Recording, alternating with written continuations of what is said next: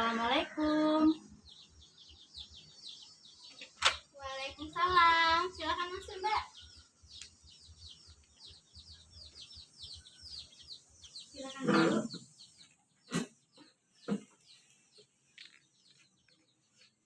Oh, dengan Mbak Cayanti ya yang menghubungi saya via WA malam tadi untuk melakukan konseling hari ini. Iya Mbak, saya Cayanti Agustia yang malam tadi menghubungi Mbak di WA. Oh, sebelum kesini tadi dari mana aja, Mbak? Oh, tadi tuh nemenin saudara, dia kan keterima tuh di salah satu universitas. Jadi dia mau melengkapi data. Jadi saya sama dia itu ke Capil buat minta legalisir kakak. Kesini tadi sendirian. Dia sendirian Mbak. Oke, Mbak, sebelum melakukan konseling kita pada hari ini, ada baiknya kita perkenalan terlebih dahulu untuk saling mengenalkan antara saya dan Mbak. Sebelumnya perkenalkan, nama saya Rahma Pratiwi. Saya di sini sebagai konselor. Mbak bisa memanggil saya dengan panggilan Mbak Rahma ataupun Ibu Rahma. Dengan Mbak sendiri siapa namanya? Oh iya Mbak, nama saya Cayanti Agustia. Saya tinggal di Desa Sulang, Desa Pekalongan. Saya merupakan salah satu mahasiswa di Universitas Bengkulu. Kebetulan saya sekarang sudah menginjak semester 4. Biasanya panggilan sehari-hari bisa dipanggil apa? Bisa dipanggil Cayanti, bisa dipanggil Caya, bisa dipanggil Ca, sesuai dengan teman-teman sih. Oh ya, di sini saya panggil dengan sebutan Cayanti aja ya, biar maksudnya saling mengakrabkan. Berarti saya bisa manggil Mbak Rahma atau Ibu Rahma. Berarti di sini saya manggil Mbak aja nih karena masih seumuran juga ya Mbak. Oh ya, sebelumnya Mbak Cayanti udah pernah melakukan konseling atau ini merupakan pertama kalinya Mbak melakukan konseling? Oh iya, kebetulan ini baru pertama kali Mbak, karena saya itu takut data saya itu tersebar, saya takut cerita masalah saya itu tersebar, jadi saya belum berani untuk melakukan konseling, jadi baru kali ini saya melakukan konseling Mbak. Oh, jadi gitu ya Mbak ya. Mbak takut, Mbak khawatir kalau data ataupun masalah Mbak itu disebarluaskan. Jadi gini Mbak, di dalam proses konseling ini ada yang namanya itu asas kerahasiaan. Jadi nggak usah takut, nggak usah khawatir karena masalah Mbak yang Mbak ceritakan kepada saya tidak akan saya ceritakan kepada orang lain siapapun itu. Nggak usah takut, jadi Mbak bebas menceritakan apa saja yang sedang Mbak pikirkan, yang sedang Mbak rasakan saat ini, yang mungkin akhir-akhir ini mengganggu pikiran dan perasaan Mbak. Oke, kalau kayak gitu alhamdulillah saya merasa aman kalau misalnya mau bercerita tentang masalah saya, karena dari pihak Mbak sendiri pasti akan merahasiakan data lain. Ya, betul sekali. Nah, sebelumnya Mbak udah tahu apa itu konseling individual? Sebelumnya belum terlalu tahu secara spesifik sih Mbak, tapi yang saya tahu di sini saya itu bercerita tentang permasalahan lalu diberikan solusi. Oh iya, betul sekali. Jadi konseling individual itu adalah suatu proses pemberian bantuan dari konselor, di sini saya sebagai konselor, kepada klien yaitu Mbak Cayanti sendiri untuk mengentaskan permasalahan yang sedang Mbak Cayanti alami.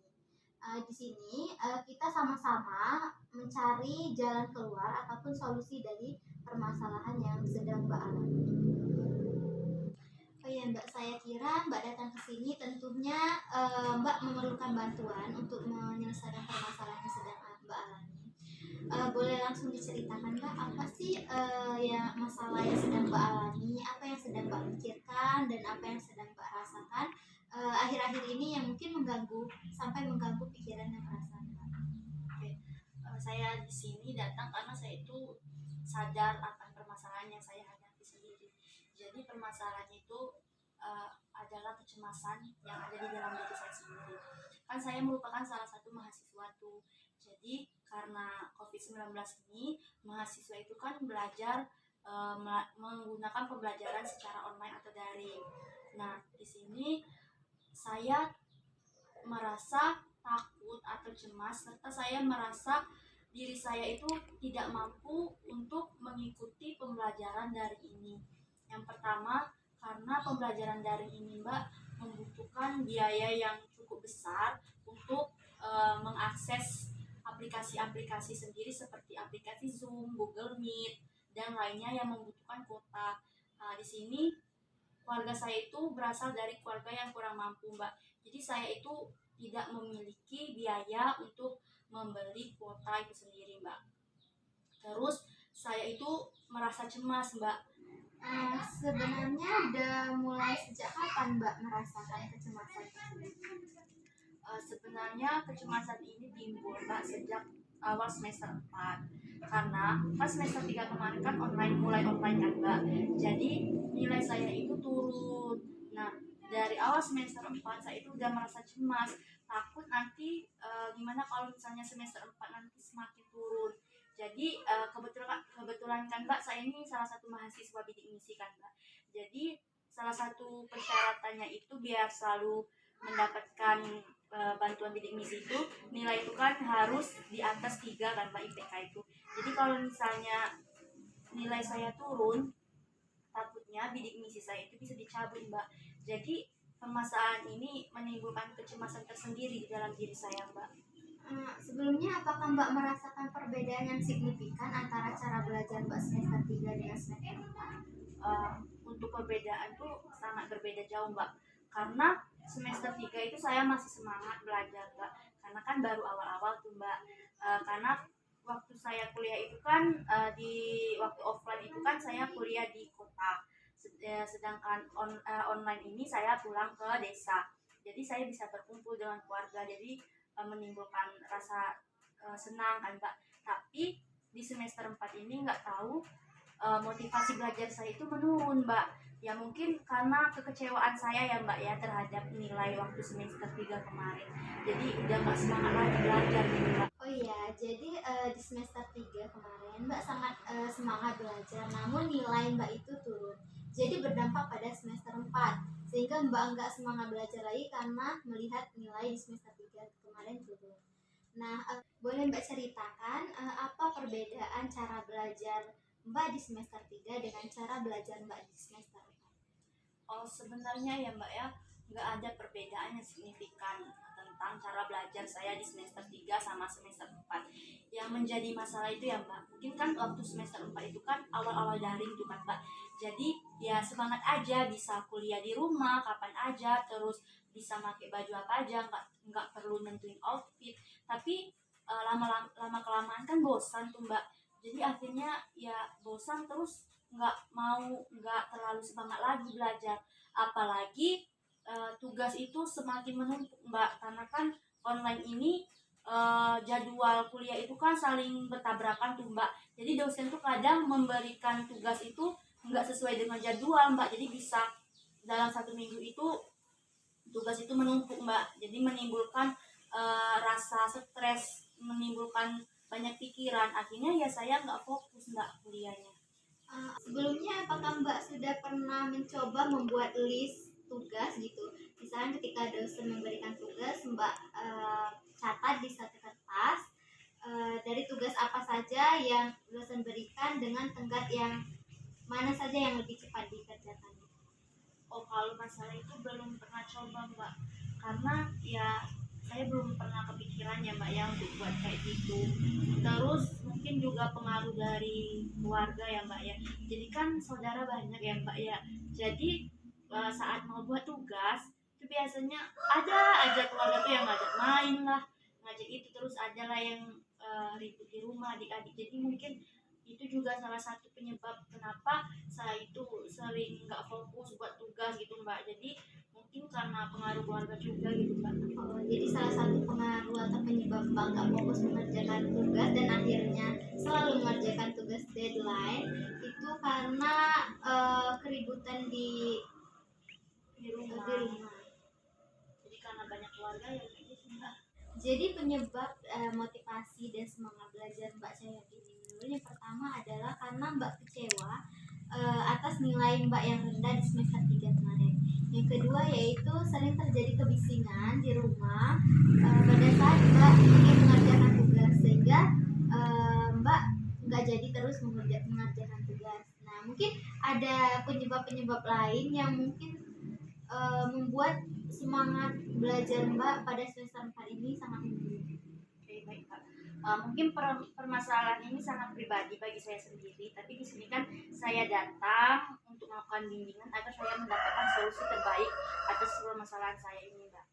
Jadi umur saya kan sudah menginjak 20 tahun, Mbak. Selama 20 tahun ini saya itu belum pernah pacaran, Mbak. Nah, tepat waktu awal semester 4 kemarin ada laki-laki yang mendekati saya. Terus dia mau pacaran sama saya. Ya mungkin karena saya tadi nggak pernah pacaran dan belum tahu rasanya pacaran, akhirnya saya apa itu namanya, Mbak? Penasaran, dan akhirnya saya menerima ajakan dia untuk pacaran. Ternyata saya merasa bahwa pacaran tersebut menyebabkan motivasi belajar saya menurun, Mbak. Karena kebetulan banyak sih yang bilang kalau saya ini bucin, Mbak. Hampir setiap 2 kali seminggu saya itu pergi sama dia, dan saya itu jadi nggak fokus belajar gitu, Mbak, mungkin sama pacaran dia. Akhirnya nilai saya turun. Biasanya apa saja hal-hal yang Mbak lakukan sehingga Masnya membuat kefokusan Mbak pada kuliah itu terbengkalai? Mungkin nggak ada sih hal yang dilakukan, mungkin lebih banyak dia itu sering main ke rumah, Mbak. Jadi waktu-waktu luang yang seharusnya waktu itu saya gunakan untuk mengerjakan tugas, belajar, tapi waktu ini malah saya gunakan untuk berpacaran kayak gitu, Mbak. Kebetulan juga orang tua saya itu nggak terlalu melarang saya pacaran, mungkin karena usia saya juga yang udah menginjak kepala 2 gitu, Mbak. Nah, sebelumnya apakah Mbak sadar bahwa dampak dari pacaran ini sangat berdampak pada motivasi belajar Mbak? Saya itu, Mbak, sadar semenjak mau menginjak masa UAS, Mbak. Jadi waktu saat mau mengerjakan soal-soal UAS, saya itu berpikir kok nggak ada yang materi ataupun materi-materi yang nyangkut di otak saya kayak gitu kan, Mbak. Yang saya pikirin itu ya cuman masalah pacar. Jadi saya mulai sadar kalau misalnya pacaran ini ternyata membawa dampak negatif tersendiri terhadap motivasi belajar saya, Mbak. Sekarang saya sudah sadar. Apa hal yang sudah Mbak lakukan sebelum melakukan proses konseling ini? Kan Mbak belum bisa gitu mengatasi permasalahan motivasi belajar Mbak yang kali ini. Sebelumnya udah cara apa aja yang udah Mbak lakukan? Mungkin langkah kecil yang saya ambil sebelum saya melakukan konseling ini, saya menghubungi pacar saya untuk tidak terlalu sering-sering main ke rumah, Mbak. Karena ya saya sadar dengan dia sering main ke rumah, motivasi belajar saya itu semakin menurun. Jadi saya bilang sama dia untuk lebih meminimalisir komunikasi kayak gitu, Mbak. Karena di sini saya mau fokus belajar terlebih dahulu kayak gitu. Apa respon yang diberikan oleh pacar Mbak? Mungkin dia itu kayak nggak terima ya, Mbak, ya, karena dia pikir emang dia membawa dampak negatif terhadap pembelajaran kayak gitu. Tapi lama kelamaan karena sudah saya berikan pengertian, akhirnya dia paham untuk lebih meminimalisir komunikasi agar saya lebih fokus untuk belajar. Jadi dia udah mulai terima kayak gitu, Mbak. Oh gitu ya Mbak ya. Jadi alhamdulillah sekarang pacar Mbak itu udah mengerti kalau misalkan sekarang Mbak butuh waktu sejenak untuk lebih fokus ke kuliah. Apakah dari ini kan pertama kali Mbak pacaran? Jadi bakal berdampak nggak sih pada nilai-nilai Mbak gitu pada semester ini kalau Mbak pacaran? Dan cara pacaran Mbak kayak gini terus? Kayaknya bakal berdampak ya, Mbak, ya, karena kita aja di semester 3 fokus belajar kayak gitu kan, Mbak. Fokus belajar biar nilai bagus, tapi kenyataannya nilainya menurun. Apalagi sekarang udah nggak fokus belajar, terus pacaran, terus stres gara-gara tugas menumpuk, terus rasa kecewa. Ya mungkin nilai saya di semester 4 ini akan lebih anjlok gitu, Pak. Saya sadar kok kalau misalnya pacaran ini memang sangat berdampak bagi diri saya sendiri, Pak. Jadi 3 tadi penyebab daripada Mbak motivasi belajar Mbak itu sangat menurun. Yang pertama Mbak kecewa terhadap nilai Mbak di semester 3. Yang kedua Mbak terdapat kebisingan di rumah sehingga Mbak nggak fokus kuliah. Yang ketiga ya karena dampak daripada pacaran. Nah Nah, jadi di semester 4 ini kan Mbak udah mulai melaksanakan pembelajaran daring. Tentunya banyak belajar di rumah, jarang sekali keluar rumah. Mungkin ada sesekali Mbak itu perlu memberikan waktu kepada diri Mbak sendiri untuk refreshing sejenak. Pergi ke wisata yang Mbak sukai, mungkin kemudian pergi ke tempat makan yang Mbak sukai, yang mungkin membuat Mbak itu sejenak tenang gitu, melupakan, enggak melupakan sih, sejenak meninggalkan terlebih dahulu tugas-tugas yang sangat menumpuk. Tetapi setelah itu Mbak harus semangat lagi kembali ke rumah. Mbak memikirkan lagi niat dan tujuan Mbak untuk kuliah ini apa. Mbak juga kan merupakan mahasiswa bidik misi. Tentunya kita sebagai mahasiswa bidik misi, yang pertama kita tidak ingin mengecewakan harapan-harapan orang tua. Kemudian kita juga tidak ingin mengecewakan harapan-harapan universitas kepada kita. Jadi selain Mbak bisa refreshing, melihat dunia luar kayak wisata, kemudian pergi ke tempat-tempat makan yang Mbak sukai, Mbak juga bisa sejenak memikirkan apa sih tujuan Mbak kuliah. Mbak juga kan merupakan mahasiswa bidik misi. Tentunya kita diberikan tanggung jawab untuk memberikan hasil nilai terbaik kepada universitas. Kemudian harapan orang tua Mbak untuk ya pasti harapan orang tua Mbak itu ingin anaknya menjadi sukses. Ketika kita melakukan hal-hal yang nggak semestinya kita lakukan, yang dapat menimbulkan semangat dan motivasi belajar kita menurun, itu kita ingat kembali apa sih tujuan kita kuliah, kayak gitu kan. Banyak sekali harapan-harapan orang tua yang diemban kepada kita. Jadi ketika kita ingat itu, tersentak hati kita, harus semangat lagi kuliah gitu, harus mendapatkan target nilai yang memuaskan dan tidak mengecewakan orang tua. Untuk pacaran ini, itu sangat berdampak sekali, seperti yang Mbak Cayanti katakan kan.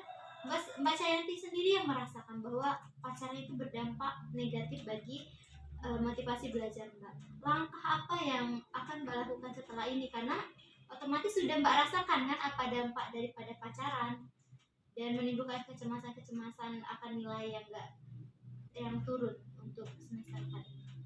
Oh iya Mbak, terima kasih atas saran-saran yang Mbak berikan tadi, sangat bermanfaat bagi saya.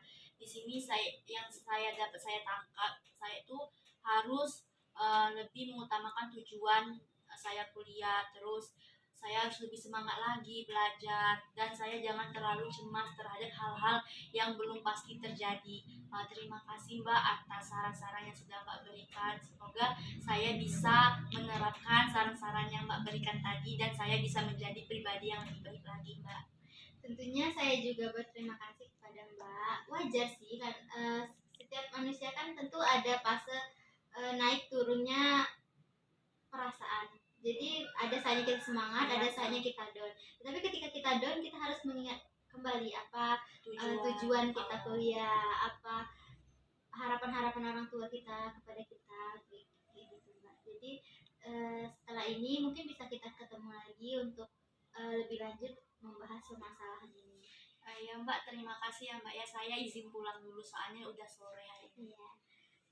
Makasih ya Mbak. Ya, assalamualaikum Mbak. Waalaikumsalam. Hati-hati ya Mbak. Iya. Pakai motor ya.